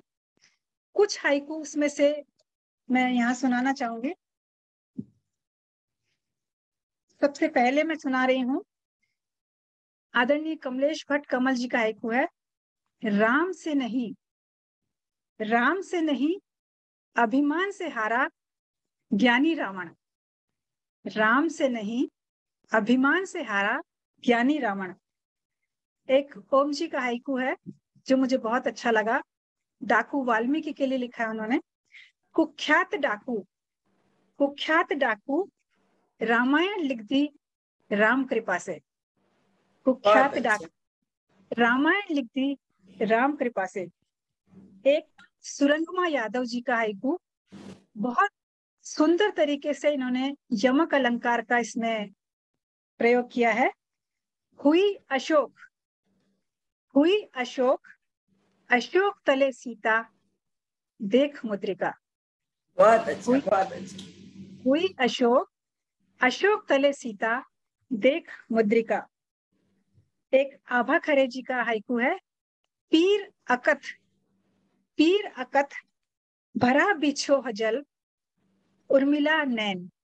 उर्मिला की पीड़ा किसी को वैसे दिखाई नहीं देती है, लेकिन आभा जी बहुत सुंदर।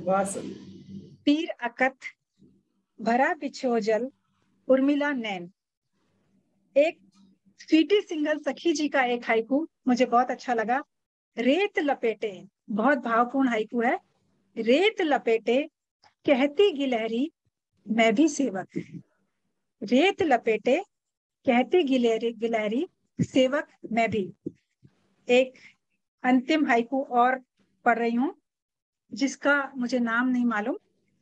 धरा हवाले सिया ने कर दिए पग के छाले। धरा हवाले सिया ने कर दिए पग के छाले। आप सभी का बहुत बहुत धन्यवाद। बहुत अच्छा मेरा अनुभव रहा संपादन का, मुझे बहुत आनंद आया। बहुत बहुत धन्यवाद। क्या बात। अब चूंकि लखनऊ में है तो लखनऊ में मैं आदरणीय विनीता मिश्रा जी को आमंत्रित करता हूँ। विनीता जी बहुत शुरू से इस रामचरित मंथन से जुड़ी है, उसके बारे में मैं और बाद में बात करूंगा। तो विनीता जी आपका स्वागत है। जय श्री राम। सभी को जय श्री राम। बहुत बहुत धन्यवाद। सबसे पहले तो रामचरित भवन से जोड़ने के लिए मैं मधु जी को हार्दिक धन्यवाद देती हूँ। उसके बाद रामचरित भवन और रामचरित मंथन के कार्यक्रम में जो ऑनलाइन हो रहे थे, उसमें जुड़ के जिस तरह से मंथन और चिंतन जैसा नाम से जाहिर है, उसका एक अवसर मिला, उसके लिए मैं अपने आप को बहुत भाग्यशाली मानती हूँ। और ओम जी ने अभी कहा कि वो टॉर्चर करते हैं, अपने जो संपादक दल बनाते हैं, तो ऐसा टॉर्चर जिसमें आपको राम के नाम का चिंतन मंथन और फिर उसको गुनने का और फिर गूंथने का अवसर मिले, ऐसा टॉर्चर भगवान सबको दे और ऐसे टॉर्चर करने वाले सबके जीवन में आए तो सबका जीवन संवर जाएगा। हाइकू, राम कथा, कविता, चिंतन मंथन, आप जो कुछ भी करना चाहेंगे वो सब कुछ आप कर सकेंगे, लेकिन ऐसा टॉर्चर करने वाला आपको केवल और केवल राम कृपा से ही मिल सकता है। ये भी उतना ही बड़ा सच है। तो एक बहुत सुंदर चौपाई इसी बात पर मुझे याद आ गई कि त्या पर कृपा राम की होई, ता पर कृपा करे सब कोई। तो यदि राम की कृपा हो जाएगी, और अभी कमलेश भट्ट जी भी यही बात कर रहे थे, तो जो संपादक जिस समय हम लोग इसका काम कर रहे थे, तो मुझे तो कभी पता नहीं चला कि कब ये हाइकू आते थे, कब मेरे सर पे एक टॉर्चर का डंडा भी आता था कि ये आपने नहीं किया अभी तक, और कब हम बैठ के उसको करके भेज देते थे। बिल्कुल खेल खेल सा लगता था और बहुत आनंद भी आता था, क्योंकि हाइकू शब्द से थोड़ा पहले ही मैं परिचित हुई थी लखनऊ में आते जाते साहित्यिक सभाओं में, और जैसे ही परिचित हुई वैसे ही यहाँ पर भी हाइकू की चर्चा होने लगी, और हमने कभी सोचा नहीं था कि हाइकू रचूंगी भी मैं। तो हाइकू पढ़े, खुद भी रचे, और एक नई विधा से मेरा परिचय हुआ। थोड़ी सी मात्राओं में किस प्रकार कितनी सुंदर बात कह दी जाती है वो भी समझ में आया, और मेरे लिए तो ये खेल खेल सा ही रहा। और जब जिस समय हम लोग करेक्शन कर रहे थे, पढ़ रहे थे, ये बिल्कुल सच बात है, सभी ने कहा कि उसमें नाम नहीं होता था। तो जैसे बोर्ड की परीक्षा हम लोग देते हैं, सिर्फ रोल नंबर पड़ा होता है, ऐसे इसमें भी एक कविता का क्रमांक होता था, और हमें कभी नहीं पता होता था कि ये किसकी है, क्या किसने लिखी है। तो इसलिए हम उसके भाव में ही बस जुड़ते थे, उसकी जो टेक्निकल तकनीकी पक्ष होता था वो देखते थे और उसके भाव से जुड़ते रहते थे। उस दौरान कुछ हाइकू मुझे याद आ रहा है कि इतने अच्छे लगे थे कि सच में जिनको एक्सीलेंट की श्रेणी में रखा था, पर अफसोस है कि उस समय उनको अलग से नहीं लिख सकी, और इस अथाह सागर से अब उनको ढूंढ के निकालना थोड़ा संभव नहीं हो पाया मेरे लिए। तो अभी जो हाइकू मेरे मन को छू गए हैं, सरल हैं, सहज हैं, उन्हीं हाइकू को मैंने चुना है आज आप लोगों के समक्ष रखने के लिए। और 5 हाइकू मैंने चुने हैं। पहला है, बिल्कुल जैसे हनुमान जी की कृपा के बिना राम जी के मंदिर आप नहीं जा सकते, राम जी से जुड़ नहीं सकते, तो ऐसे ही पहला हाइकू है निहाल चंद्र शिव हरे जी, जो झांसी भारत से हैं। पवन सुत अतुल बलधारी, दुष्टों पे भारी। ये मुझे बहुत अच्छा लगा। मुझे हाइकू तब अच्छा लगता है जब उसमें थोड़ा काव्यात्मकता भी हो। दूसरा, पुष्पा सिंधी जी, कटक भारत से, युग वंदित है बिंब प्रतिबिंब रामचरित। तीसरा हाइकू मुझे बहुत ही अच्छा लगा कि क्योंकि वो जितना राम कथा से प्रसंग जुड़ा हुआ है, उतना ही वो हमारे जीवन के लिए भी यथार्थ रूप में दिखता रहता है। प्रतिमा प्रधान जी, नोएडा से, भारत से, स्वर्ण हिरण है मृग मरीचिका दुष्परिणाम। बहुत सुंदर, मुझे ये हाइकू बहुत पसंद आया था। बहुत सुंदर, बहुत बढ़िया। और फिर बहुत ही सरल और बहुत ही सहज, लेकिन भाव इस हाइकू का इतना सुंदर है। रेखा शर्मा जी, बूंदी भारत से, वन गमन आहत दशरथ प्राण विलग। वन गमन आहत दशरथ प्राण विलग। और अंतिम 5वां हाइकू जो मैंने चुना है, भावना कुंवर जी, सिडनी ऑस्ट्रेलिया से, मुकुट त्याग राम चले वन को प्रजा उदास। मुकुट त्याग राम चले वन को प्रजा उदास। इतने छोटे से 3 पंक्तियों में 5, 7, 5 मात्राओं के साथ में इतनी बड़ी बात को कह देना, ये सिर्फ हाइकू के साथ ही संभव है। और सब लोगों से हाइकू लिखवा लेना, ये हमारे प्रधान संपादक ओम जी के लिए संभव है। और उसे पुस्तक रूप में प्रकाशित करके आज उसका लोकार्पण करवा देना, ये सिर्फ रामचरित भवन से संभव है। धन्यवाद। बहुत बहुत धन्यवाद विनीता जी, बहुत सुंदर। अब थोड़ा सा भारत से निकलें और चलते हैं यूनाइटेड किंगडम। अब वहाँ पर शैल जी, हमारी शैल दीदी हैं, और इनकी बात सुनते हैं। शैल जी, राम राम।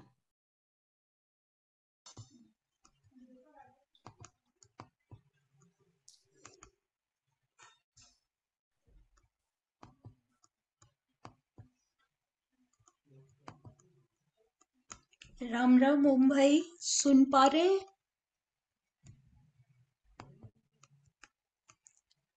राम राम सभी को। जी जी जी सुन पा रहे हैं।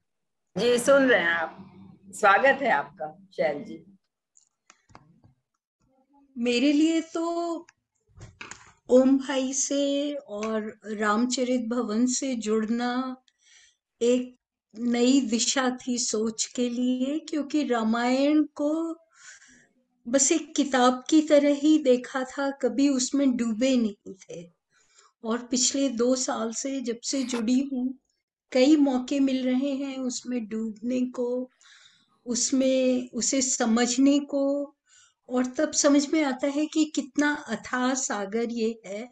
और इसके लिए मैं वाकई में तहे दिल से आभारी हूँ ओम भाई की, अपने उन सभी विचारक मित्रों की जो आए दिन एक से एक अच्छी वार्ता करते रहते हैं और नई नई चीजों से हमें अवगत कराते रहते हैं।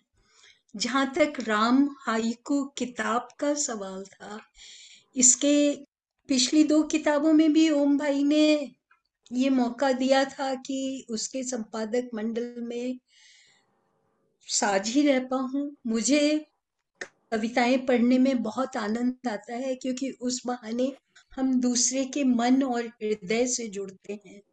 पर ज्यादातर मुझे चमत्कृत भाव पक्ष करता है किसी भी चीज का, जो कि आपको उस समय तो चमत्कृत करे पर बाद में भी सोचने के लिए मजबूर करे। तो कई बार हो सकता है कि तकनीकी मामलों पे मेरी नजर उतनी कड़ी न जा पाती हो, अगर भाव पक्ष मुझे बहुत अच्छा लगा तो मैंने कितनी बार उसको भी इग्नोर करके या ठीक करके उसको लेने की कोशिश की है।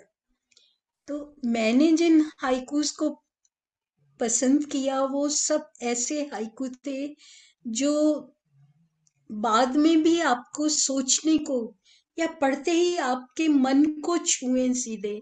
जैसे कि एक हाइकू था मीनाक्षी भाईलाल सोनी मांडवी से। उन्होंने लिखा, दशरथ से अधिक भाग्यवान पक्षी जटायु।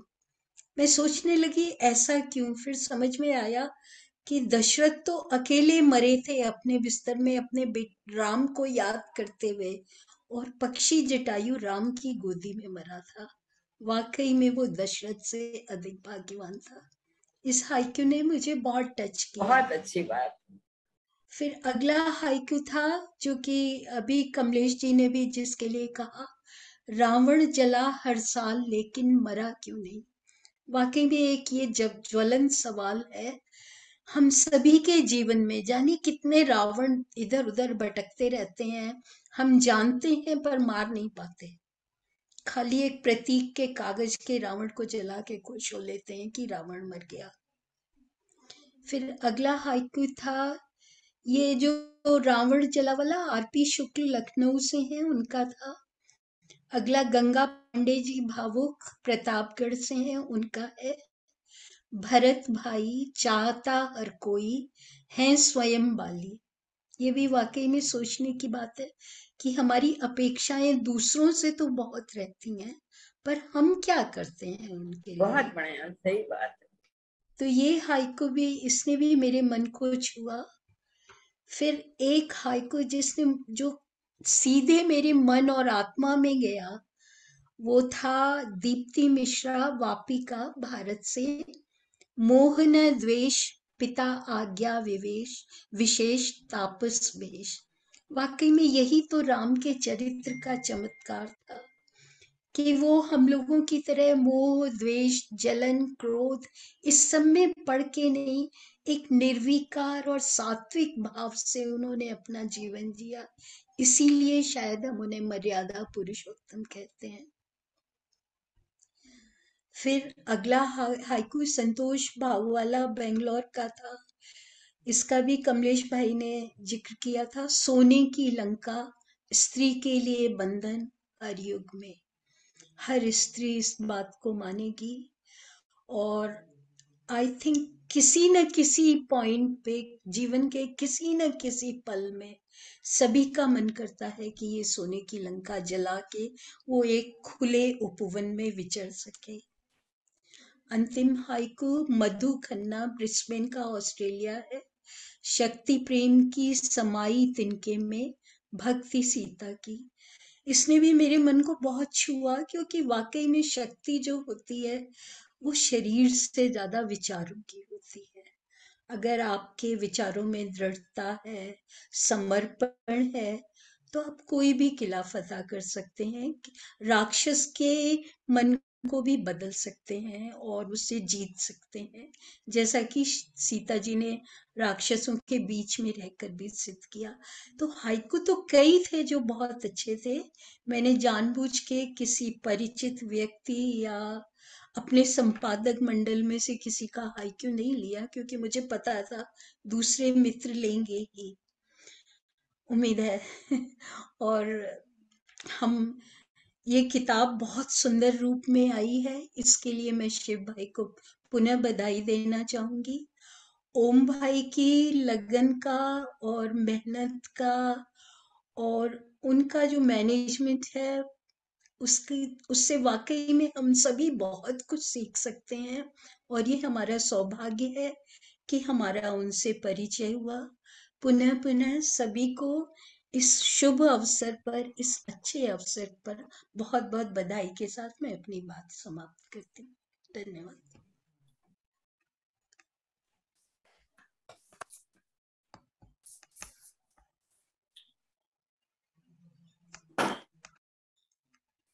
बहुत बहुत धन्यवाद आप सबका, अपने अपना अनुभव सबके साथ साझा किया और कुछ हाइकू पढ़े भी।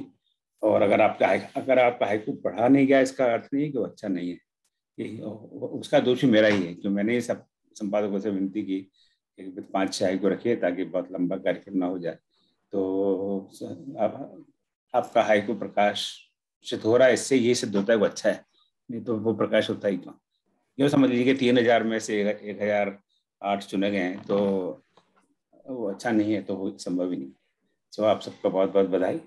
अब हम समापन की ओर चलते हैं। बस थोड़ा सा 10 मिनट लेट चल रहा है कार्यक्रम, तो जरा 10 मिनट और अपना समय दें। तो आप सबको बहुत बहुत धन्यवाद सब आए पधारे, विशेषकर हमारे मुख्य अतिथि डॉक्टर जगदीश व्योम जी और विशिष्ट अतिथि आदरणीय कमलेश भट्टकमल जी। भट्ट जी ने बड़ी अच्छी बात की कि ये शुरुआत है और इससे बिल्कुल हम 100% सहमत हैं। ये बिल्कुल शुरुआत है, आरंभ है। यूँ समझिए कि एक बीज का आरोपण हुआ है। अब इस बीज को हमको किस तरह इसको बरगद का पेड़ बनाएं और कैसे इसको फैलाएं, ये सब हम सब पर जिम्मेदारी है। तो बस इसको आपको अच्छा लगे तो इस काम को आगे बढ़ाइए, अच्छा लगे ना लगे तो ऐसे काम को रोकिए। तो हमारे दोनों कर्तव्य होते हैं, जो अगर जो चीज ठीक ना हो उसे हमें रोकना चाहिए और जो चीज अच्छी हो उसको हम बढ़ाना चाहिए। ये भी एक अनंत हरी कथा अनंता बहुत तुलसीदास जी के वही एक प्रयास है। राम जी को एक अलग तरीके से याद करने का, स्मरण करने का प्रयास किया है इसी भाव से, जैसे मेरे सभी संपादक मित्रों ने कहा। इसी कारण उन्होंने रामायण को दोबारा पढ़ा, रामायण को समझने की चेष्टा की। और मैं समझता हूँ कि काफी कवियों ने इस तरह का अनुभव किया होगा और यही हमारी एक असली अचीवमेंट है। इस हाइकू, जैसे मैंने आरंभ में कहा था, कि एक बड़ा अजीब तरह की व्यवस्था है। 17 वर्ण है, 5, 7, 5 और 17 ही क्यों, 5, 7, 5 जी क्यों, 6, 8, 3 क्यों नहीं, 4, 7, 11 क्यों नहीं, या और करोड़ों कॉम्बिनेशन हैं। इस पर आप साहित्यकार सब विचार करें। पर इसी से प्रेरित होकर एक आप पता नहीं इसको विधा कहें या क्या कहें, एक मन में भाव आया, और उसका अभी नाम भी सोचा है थोड़ा सा, तो उसके बारे में आप सबको मैं मैसेज भेजूंगा। उसका नाम रखा है ओम विधा या ओम आकृति विधा। उसमें कविता लिखने के बाद में वो एक आकृति का स्वरूप धारण करती है।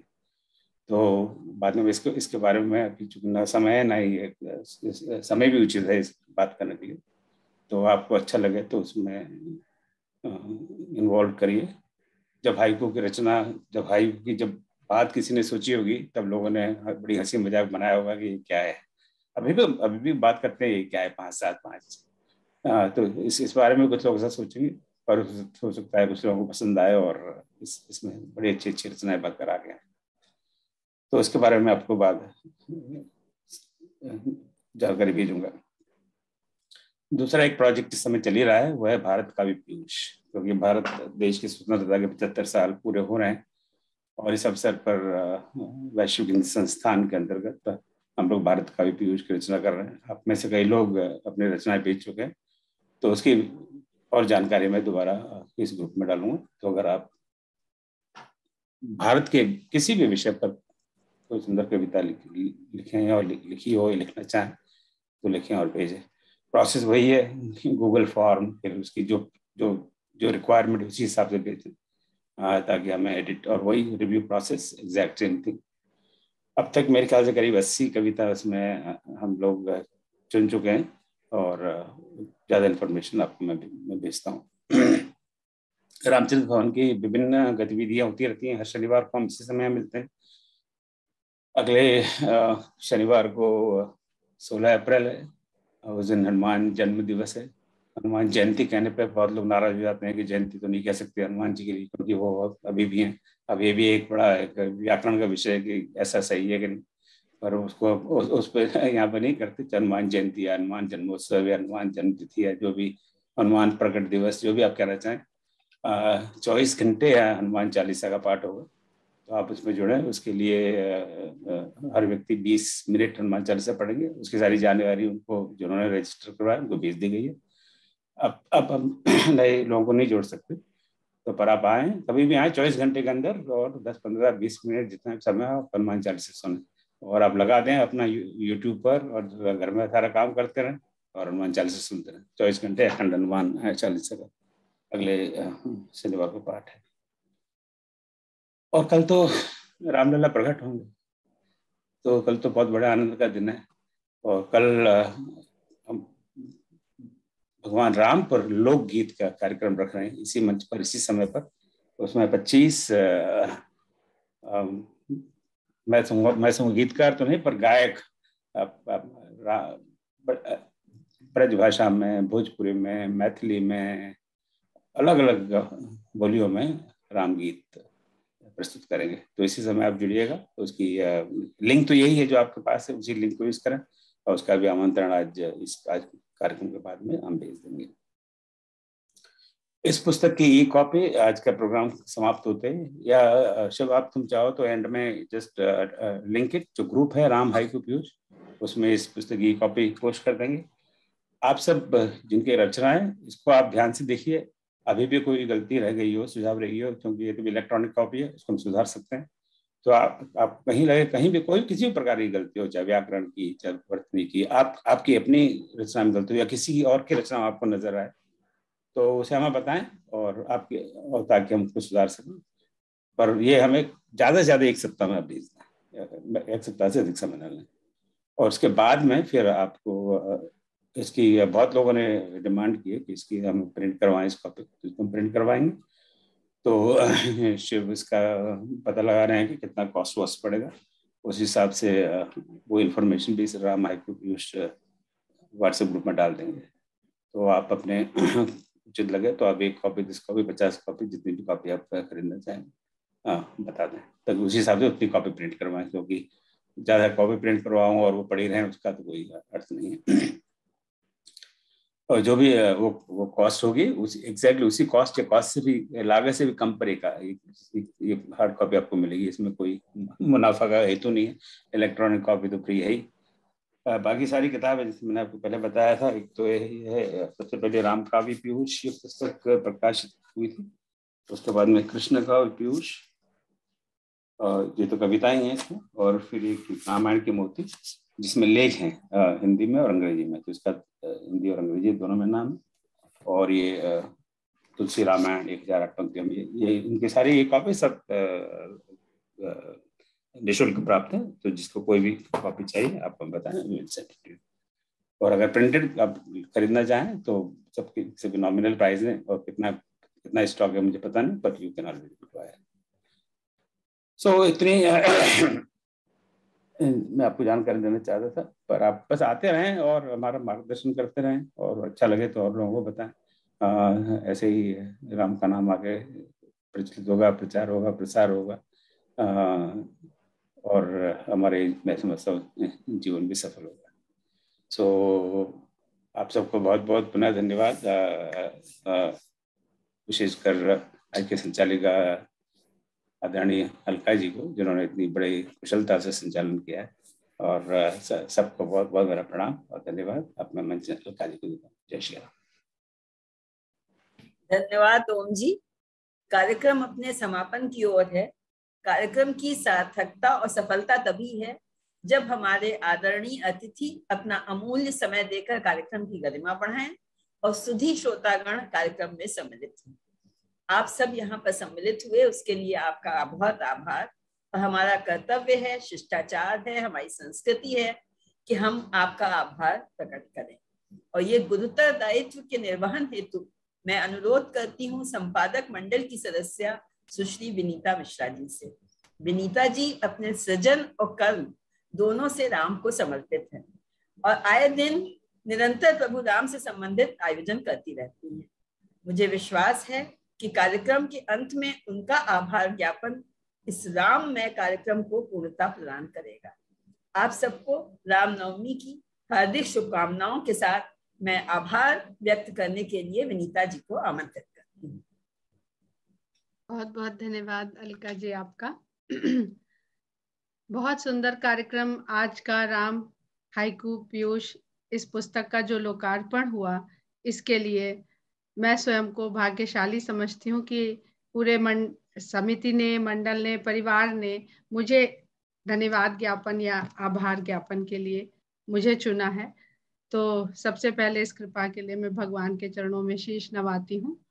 और हमारे बीच उपस्थित हमारे मुख्य अतिथि डॉक्टर जगदीश व्योम जी का मैं हृदय से धन्यवाद देती हूँ कि उन्होंने अपने विद्वतापूर्ण संभाषण के द्वारा हाइकू के बारे में जानकारी दी, और इस दिन के आने से पहले से ही उनका मार्गदर्शन, उनकी गाइडेंस पूरे समूह को मिलती रही है। उनके मार्गदर्शन के कारण ही यह कार्यक्रम आज ये रूप लेकर के आप लोगों के सामने प्रस्तुत हो सका है।